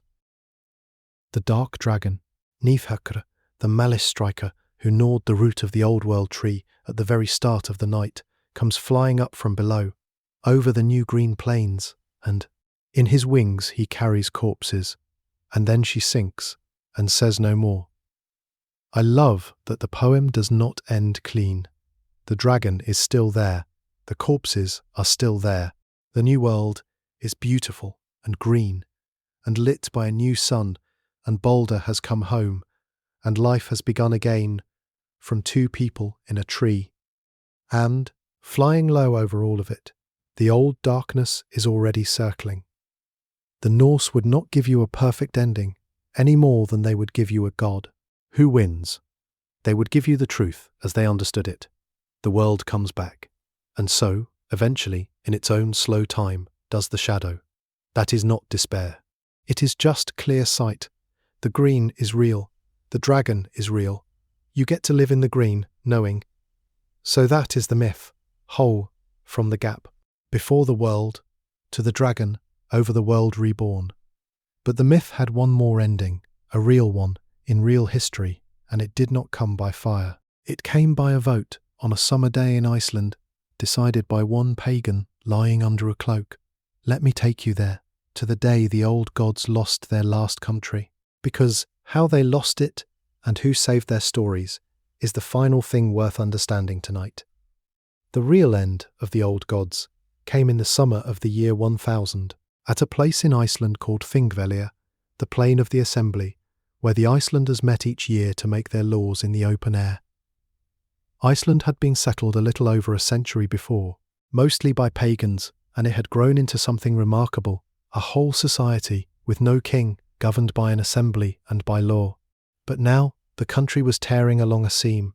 Missionaries had come, some Icelanders had converted, and the King of Norway was applying hard pressure, holding the sons of prominent Icelanders and threatening trade. At the assembly that summer, the two sides, the old faith and the new, stood close to open war. Two peoples with two sets of laws cannot share one small island. Everyone could feel where it was heading. And then the whole matter was placed, astonishingly, in the hands of a single man, and he was a pagan. His name was Thorgeir, and he was the law speaker, the man whose duty was to recite the law aloud from memory, the closest thing this kingless society had to a supreme authority. He was himself a heathen priest, a goey of the old gods. The Christians, in a move of real cunning or real trust, agreed to let him decide for everyone. And Thorgeir did something that came, it seems, straight out of the world of the myths we have been telling. He lay down. He wrapped his cloak over his head, completely, and he lay there on the ground, in silence, without speaking or eating, for a day and a night. Nobody knows for certain what he was doing under that cloak. Later, Icelanders, half remembering the old ways, suspected it was a pagan ritual, a technique for seeking vision, the kind of thing a seeress might do, the kind of thing Odin did on the tree. A heathen priest going down into the dark under his own cloak to bring back an answer for his people. It is the last unmistakably pagan act at the centre of Icelandic history, and it was performed in order to decide whether the pagan gods would keep their country. He came out in the morning and he gave his verdict, and the verdict was Christianity. All Icelanders would be baptized. There would be one law and one faith, because two would destroy them. But, and this is the part that tells you everything about the Norse temperament, he attached conditions. The old customs need not vanish overnight. In private, quietly, a man might still sacrifice to the old gods. Certain old practices could continue for a while, yet it was not a conquest. It was a negotiated peace, a law speaker's compromise, the old gods not cast down but eased out, allowed to fade at the edges rather than be torn from the walls. Iceland converted without a war, and it converted by a decision made under a cloak, by a priest of the very gods who were being, ever so gently, retired. You can see that same soft handover carved in stone, if you know where to look. In the north of England, at a village called Gosforth in Cumbria, where Norse settlers had made their homes, there stands in a churchyard a stone cross, nearly 15 feet tall, carved around the early 900s. On one face of that Christian cross is the crucifixion, and on the other faces are scenes straight out of everything we have described tonight. Loki bound with his faithful wife beside him, a god tearing the jaws of a great wolf, the watchman with his horn, the world serpent. Ragnarök and the crucifixion, the doom of the Norse gods, and the death of Christ, carved on the same pillar, by the same hands, for the same community. Nobody is entirely sure what the carvers meant by it. Perhaps they were saying that the old stories foreshadowed the new one, that Balder's death and return prefigured Christ's, that the binding of the wolf was like the binding of Satan. Perhaps they simply were not ready to let go of the old images and wove them into the new faith so they could keep them. What the stone shows, beyond doubt, is a moment of overlap, a generation standing with one foot in each world, unwilling or unable to choose cleanly. Archaeologists have found, in Scandinavia, casting moulds from this era, carved to make both the cross and Thor's hammer, side by side, from the same pour of metal. A craftsman ready to sell you either God or both. People wore the hammer and the cross together. The two faiths did not so much collide as blur at the edges. For 100 years, before the old one finally thinned away to nothing. And now, I come to the last thing I want to say, and it brings us back to the cellar, where we began, and to the man dying in it. I have said, all night, that we should be careful, that everything reaches us through a Christian filter, through Snorri, and the anonymous poets 2 centuries after belief. And that is true, and you should hold on to it. But I want to end by defending Snorri, because it would be easy, after a night like this, to think of him as a contaminator, the Christian who muddied the pure pagan well. I do not think that is fair, and I do not think it is true, and here is where I finally come down. Snorri Sturluson did not have to write any of it. He was a Christian, in a Christian country, 200 years after the conversion. The old gods were no threat to him, and no help to him. The safe thing, the pious thing, the easy thing, would have been to let the old poetry become unreadable, to let the kennings go dark, to let Odin and Thor and Balder slide quietly into the silence that swallows almost every dead religion on earth. Most pagan mythologies of Europe are gone. We have fragments, names, a scatter of hostile Christian summaries. The gods of the ancient Gauls, the ancient Prussians, the ancient Slavs, whole pantheons reduced to rumour. The Norse gods are not reduced to rumour. We have their stories, their voices, their jokes, their marriages, their deaths, in rich and connected detail, because one Christian Icelandic politician decided that the poetry of his ancestors was worth saving, and sat down and saved it. You hemorrhaged the gods to make it respectable, yes. He may have systematized where the old sources were fluid, tided where they were wild, given us 2 clean tribes of gods, where there may have been only poetic haze. He was a man of his time, working with broken materials, and his fingerprints are on everything. But without him, and without the nameless soul who copied the Codex Regius, we would have almost nothing. The choice was not between a pure version and Snorri's version. The choice was between Snorri's version and no version at all. So here is my final position, and I hold it firmly. Snorri was not the man who corrupted Norse mythology. Snorri was the man who rescued it. The Christian filter that we have spent all night learning to see through is also the only reason there is anything to see. The stories survived their own apocalypse, the slow one, the real one, the fading of a faith, because a man carried them across, out of the burning world of the old gods and into the safe green field of the new. The way Lif and Lifthrasir carried the human race through the fire inside the tree. He picked the golden game pieces up out of the grass, and he died for other reasons entirely, murdered in a cellar over politics and money, never knowing that the truest thing he ever did was preserve the memory of gods he did not believe in. So that, 1,000 years later, on a winter night in the dark, you could hear them, which is the deepest thing tonight has to teach, and I will leave you with it as the fire burns down. These were people who looked at the hardest facts a human being can look at, that the sun can go out, that the world can die, that the powers you trust and honour can lose and fall and be eaten, and that no amount of wisdom or strength or sacrifice can finally stop it. They looked straight at all of that, without flinching, and they did not conclude that nothing matters. They concluded the opposite, that because the ending is certain, the way you meet it is everything. That you build the wall, knowing it will fall, and swear the oath, knowing it may cost your hand, and hold the bowl over the poison, knowing it will fill again, and march out the doors, knowing the wolf is waiting, because, doing it well, doing it with your head up, is the one thing fate left in your keeping. And that after the fire, if you have taught your children to strive for life, the earth comes back green, and the game pieces are still in the grass, and a new sun climbs the old road. I have wondered, telling you all this, why these particular stories, out of all the dead religions of Europe, are the ones that will not stay buried, Why 1,000 years after Thorgeir lay under his cloak, the wolf and the tree and the last battle are everywhere again, in films and games and songs, more alive now than in the centuries just after they were written down. And I think the answer is exactly the thing we have circled all night. Most of the old faiths promised that if you were good or faithful or lucky, the story would come out right. The Norse promised nothing of the kind. They offered a universe with no guarantee, where the sun really can go out, where the best of us really do fall, where fate is carved and cannot be sanded away, and where the only thing that is truly yours is your conduct on the road to an ending you did not choose and cannot escape. That is a hard thing to be told. It is also, I suspect, a true one, and some part of every generation recognizes the truth of it and comes back to these stories to hear it said plainly, in the voice of people who lived at the cold edge of the world and refused to lie to themselves about it.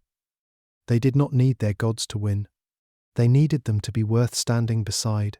As they lost, there may be no braver idea in all of human religion, and it was thought up in the dark, in the cold, by firelight, by people not so different from you, lying awake, listening to the wind. So let the fire burn low now, and let the winter night hold you, and do not be afraid of the dark, or the cold, or the long silence in it. The Norse were not. They knew the sun can fail, and they buried their gold and waited, and the light came back. It always came back. Somewhere, out past the edge of sleep, the seeress has already stopped speaking. The old gods have already fallen, and the new green earth has already risen from the sea, quiet and washed and beginning again. And two people are stepping out of the heart of the world tree into the light of a sun that was born from the one that died, to begin everything over gently, without hurry, the way you are about to begin your rest. Sleep now. The wall will hold for one more night. The bowl is full and steady, and someone is watching over the dark, and when you wake, the sun will have come back, the way it always does.